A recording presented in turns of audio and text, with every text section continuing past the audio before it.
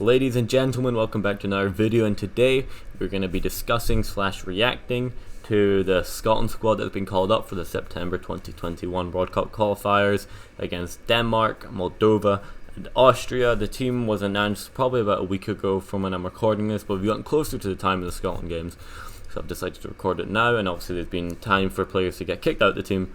Not really kicked out, but removed from the team from injuries and stuff, and so far there's been a few. No replacements, but we're going to immediately jump in and react to it. It's going to be some controversial opinions, decisions, everything in it, so let's just jump right into it. First of all, we're just going to jump in and just name the squad. I have to the left of me here, so if you see me looking over, that's what I'm looking at. In goals, we've got Craig Gordon.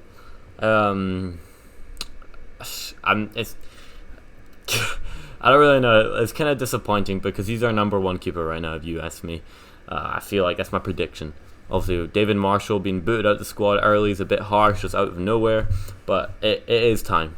You know, as Scotland, we got to be looking at our youth now, because we had fun in the Euros. We had a good run, a good enough run for the first time. But now we got to build and get in the 2022 World Cup.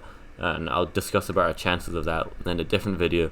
But you know, we got to build now. We got to build on our future. We're going to be looking ahead. Obviously, it is harsh, but I completely understand it. Next, we have Zander Clark and Liam Kelly. I'm guessing Zander Clark will probably be number 2 and Liam Kelly number 3.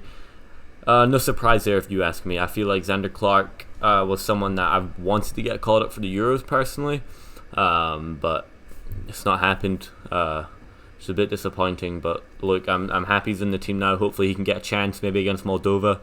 To prove himself. Maybe he'll get thrown in against Denmark or Austria, which would be great to see, because he's been a big part in St John's success last season and this season, which, you know, is what Scotland need. Experienced keepers and younger keepers, and I think Zander Clark is a younger keeper. Liam Kelly, personally, I don't know much about him. I'm pretty sure he's either coming from QPR or Reading. Then recently he transferred to Motherwell this summer. I guess he's done well enough. I've not read much into Liam Kelly. I've not heard much about him other than when he transferred to Motherwell. But he'll be another keeper. Maybe interesting to be given a chance and see if he can impress and become our new number 1, because Gordon is getting older as well. But that's all I've really got to say about the keepers. There's no one I thought should have been called up that missed out. Maybe there's a shout about Scott Bain and Jordan McLaughlin. But Scott Bain, no, definitely not. As a Celtic fan, I can tell. Any other Scotland fans out there, no. Jordan McLaughlin, I've never really seen him in action for Rangers. I think I've seen him a few times for Hearts, but that'd be a bit irrelevant as that was a while ago now. We're just going to jump right into the defenders. We've got Stephen O'Donnell and Nathan Patterson as the right backs. This is what got me a bit boiling with this decision. I feel Nathan Patterson shouldn't be in the team, as he hasn't really had any game time for Rangers all season. Unlike Anthony Ralston, who has been in the Celtic squad since day one. I'm speechless. Like, it just doesn't make any sense how Nathan Patterson gets in the team and Anthony Ralston doesn't. I think Nathan Patterson has made a few cameo appearances off the bench for Rangers, one of them I think being in the Old Firm that just passed. But other than that, he's done nothing. So again, a weird decision from Steve Clarke. I'm pretty sure he did come out and say he wanted to see if Anthony Ralston can stay in the Celtic team longer, but then again, with international teams, you want to call up players that are currently in form. You know, a month from now, Ralston might not be in the form he is now, and then that's just wasted completely. We could have had a good right back for that one international break. This would also build up his confidence a lot, but I don't know. I guess you have to put a Rangers player in. We'll move on to the Centrebacks. The Centrebacks, we have got Declan Gallagher, Jack Hendry, Grant Hanley, and Scott McKenna. And Liam Cooper, sorry. I mean, it's pretty basic. I don't think anyone that got left out that should have been in the team. Maybe Stephen Welsh has a shout in there, but I'm pretty sure he's in the under-23 or under-21 squad. Honestly, I think that's completely fine. Jack Hendry would be interesting, see if he can get a spot now. He's younger than some of these centre-backs out here. I feel like Grant Hanley can go to the World Cup if we qualify. At least go for the qualifying campaign, and then I think that'll be him finished in a Scotland shirt. Maybe, I don't know. I think he's at late 20s, so I don't think he's that old. Scott McKenna, he's not great. I don't think he should be in the starting lineup. I'm guessing from this selection, we'll probably have Tierney starting at one of the centre-backs, and I'm guessing we do a back 5 with 3 centre-backs. I'm guessing it'll be Tierney, Grant Hanley, and Liam Cooper. Maybe Jack Hendry as a shout and Declan Gallagher as a shout. But I would leave Scott McKenna out of that as the all-time backup. Moving on to the left back, we've got Andy Robertson and Greg Taylor and Kieran Tierney, but I'm guessing Tierney's going to be playing centre back, as I just said. Andy Robertson come back from injury. Greg Taylor booted off the team this morning. I just remembered that because of his shoulder injury he picked up in the Celtic versus AZ Alkmaar second leg in Netherlands. So meaning I feel like we'll go into the first game with only that one left back being Andy Robertson. He's fit apparently. He's good to go, which is great. And we'll hopefully see him pull on the Scotland shirt and have some big performances, because there's been games where he has let us down massively, especially in qualifiers. So hopefully he can kick on and do well for that. That is the defenders. We're going to move on to the midfielders. First off, we got Billy Gilmore and Kenny McLean. Billy Gilmore obviously on loan to Norwich City from Chelsea right now. He's had a few games starting and he's done great.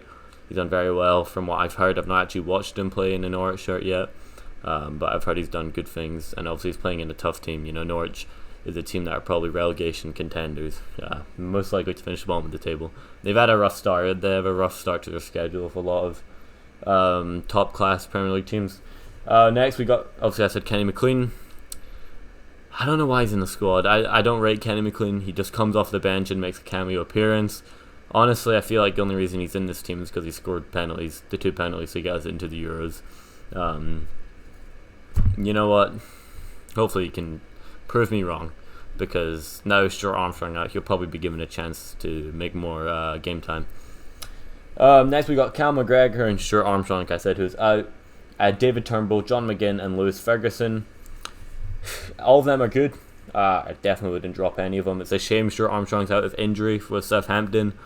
Hopefully he'll be back for the October squad. I feel like Armstrong gets a lot of unnecessary stick from Scotland fans. I feel like Armstrong probably should have featured more in the Euros, if you ask me. He can be a big part of the team when he's on his day, which is very rarely though in a Scotland shirt. With David Turnbull, he should be given a bigger chance. He was not really given a chance at the Euros whatsoever, which blew my mind completely. Now that he's kind of proven his game back again, take away that Old Firm performance off the back of a hat-trick of Celtic, I feel like he should most definitely be in the Celtic team. I mean the Scotland team, sorry. The starting 11, and obviously John McGinn, Lewis Ferguson and Callum, they're all go-tos, you know. Lewis Ferguson impressing with Aberdeen. He has been now for a few seasons. It's taken a while for him to get the call up, but he's finally got it. I'll be interested to see how he does in a Scotland shirt. John McGinn, like I said, Premier League player, does it week in, week out for Aston Villa. He can do it for Scotland, and he does. The meatballs in the squad. We're going to move up to our forward strikers, whatever you want to say. First off, we got Lyndon Dykes and Shea Adams and Kevin Nisbet as the strikers. From what I've heard, Lyndon Dykes have been doing very well for QPR. He used to start and score. I think the most recent QPR game, he came off the bench and got a goal right away within a few minutes, which is great. We need a goal scorer like that, and also he's a big problem up front. So I'm guarantee you Lyndon Dykes would be up top. Who he partners with him is either Shea Adams or Kevin Nisbet. If you ask me, it's a bit of a no-brainer right now. Shea Adams would start up top with Lyndon Dykes, and Nisbet will make an appearance off the bench, probably every game, to take one of them off, depending if we need a goal, or maybe if we want to lock up shop at the back, which with Scotland very rarely happens, because most of the time we're losing the game by the time we need to put on subs. We'll move on to our wingers. Ryan Christie, Fraser and Forrest. Forrest got dropped from the team this morning from an injury. He picked up after the AZ Alkmaar second leg. I'm pretty sure it was a training injury, so he will not be in the Scotland squad. Maybe he'll re-meet up with Greg Taylor later in the international break, but I don't think so. So I don't know who we call up to replace him, because obviously we're going to need to call someone up. I'm guessing they'll join up after the Denmark game, going into Moldova and Austria game. Who would it be if you ask me? I don't know. It could be a lot of players. Part of me saying he'll probably end up calling up Matt Phillips or someone like that, Matt Ritchie. I don't know if they get a game anymore for their club, but someone a bit more experienced. But I'd honestly like to see someone who's not that as experienced get called up. Maybe someone who's impressing in the SPFL, someone who's impressing down south in the lower leagues. I couldn't bring up a name right now because no one's really popped up on the media yet, but I'm sure you'll find a good replacement to come in. Let's see, Ryan Fraser, he's an underrated Scotland player, if you ask me. He comes on, he's a goal scorer. I feel like he shouldn't be coming on. I feel like Fraser should be starting. If he's having a bad game, which he can do every now and then, just hook him off for a winger, striker, midfielder, depending if we want to change shape or not. And Ryan Christie, he could be playing in the middle or he could be playing as a winger. You know, he plays all over the gaff, especially last season. Lennon would play in that position, but recently he's been more of a midfielder slash winger for Celtic.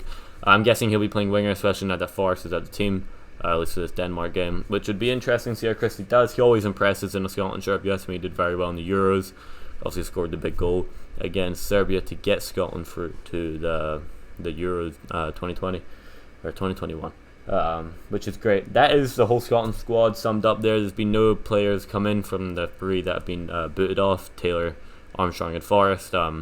Hopefully after the Denmark game we do bring someone in, or maybe just call someone up from the U21, U23 squads, which we should be doing, but if not, I guess Steve Clarke has different ideas. This is just going to wrap up this video. It's a bit of a more, I'm not going to go into depth about how we should start, because I'm going to leave that for the match previews for the 3 games that are coming up.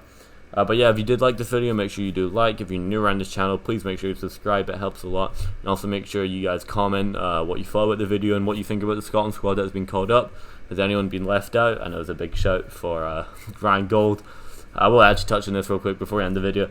Ryan Gold probably won't be getting called up for Scotland now due to COVID implications, now that he's in the MLS in America. I think with Sporting Kansas, he's doing very well with. He got 2 assists against my local team in the States, Austin FC, on his debut. Which I'm happy for, but also, don't like seeing the local team lose. But anyways, that'll wrap up this video. Like I said, make sure you guys do like, subscribe if you're new around here, leave a comment, what you thought about the video, what I can do in the future video ideas. And yeah, make sure you like the socials, follow the socials in the description below. And yeah, I'll see you guys later.